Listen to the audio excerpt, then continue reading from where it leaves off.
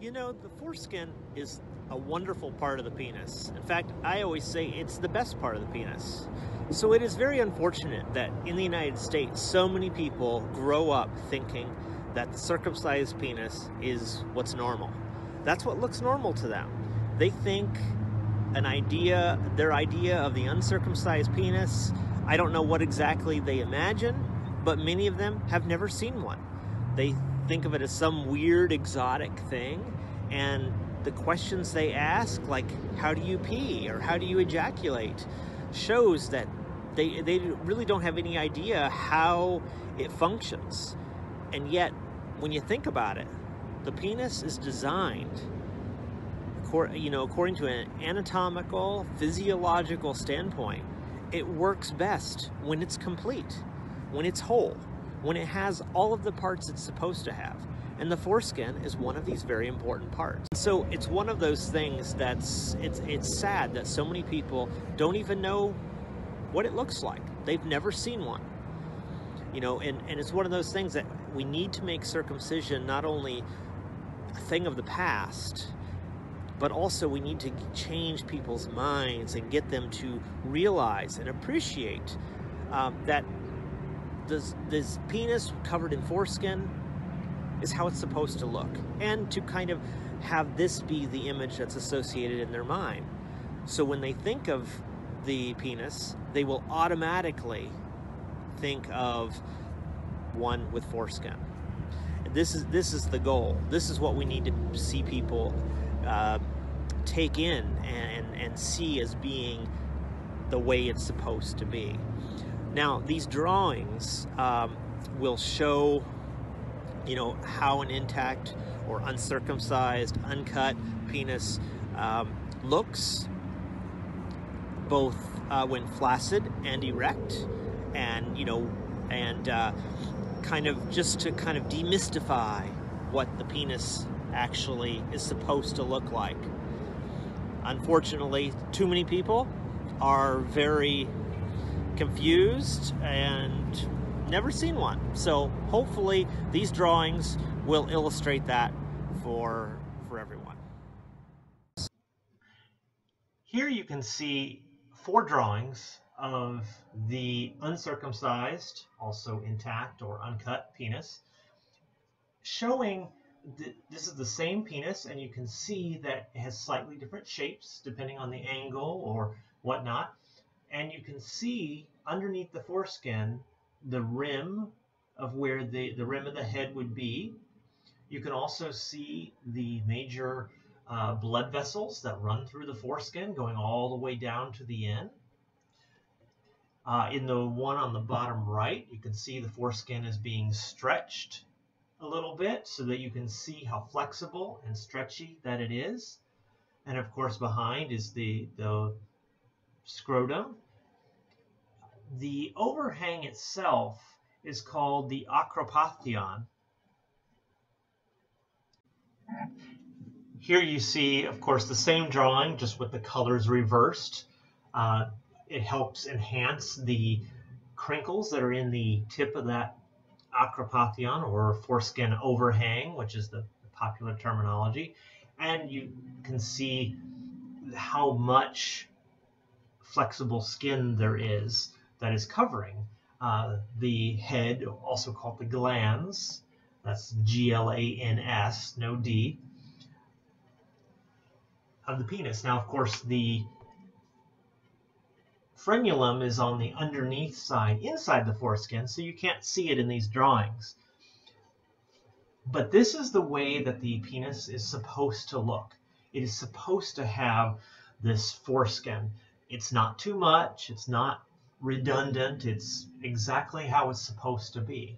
The more foreskin, the better it is. It's not a problem, despite what people will try to tell you. Now here, of course, you see a drawing of this same penis, now erect. One is from the underneath side. You can see the line that goes actually all the way from the tip of the foreskin all the way down through the center of the scrotum, called the raphe. That's R-A-P-H-E.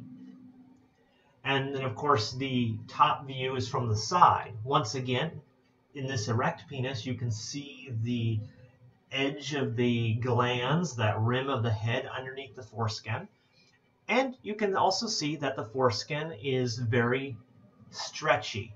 It is more than able to accommodate the growing size of the penis as it becomes erect. And as you can see, it is fully covered. Here again is that same drawing, just with the colors inverted.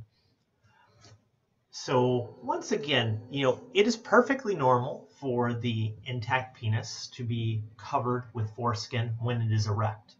Unfortunately, due to the prevalence of this circumcising culture, many people think retraction is the ideal and we need to see the glands, that needs to be exposed, and so on and so forth.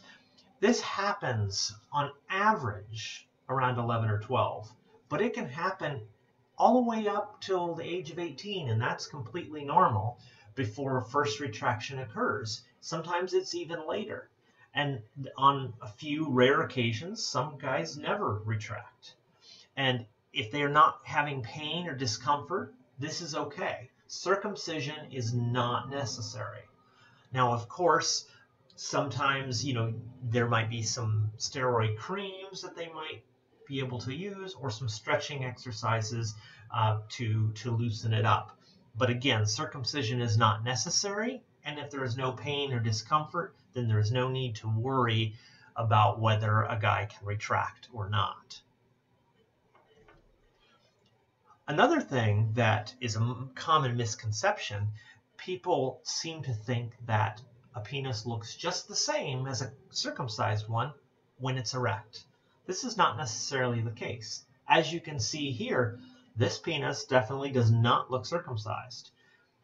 Many of us, myself included, when we are erect, you can stay covered with the foreskin until manually pulled back by hand. Until that happens, it stays completely covered with the foreskin. There are other guys who, when they become erect, their foreskin slides back on the head of the penis, exposing the head. Both are normal. One is not better than the other.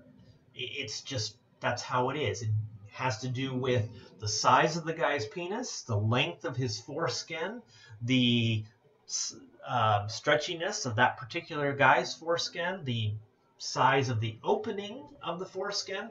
All of those things come into play, and this varies from guy to guy, but all are normal when it comes to this. It's not like it's supposed to automatically retract, and this is what people seem to often think. They think that if it's not retracted, then when it's erect, somehow that's not normal, and that's also incorrect. As you can see here, it is not necessary to retract for urination or for ejaculation. Now, if a guy wants to, then that's up to him. But it's not better, cleaner, or healthier. These are things that people try to say, but that's not needed. Some guys say that, oh, if I retract the foreskin, I have better aim when I urinate. Other guys say, oh, well, the foreskin helps keep the urine stream together. Again, it's different for different guys.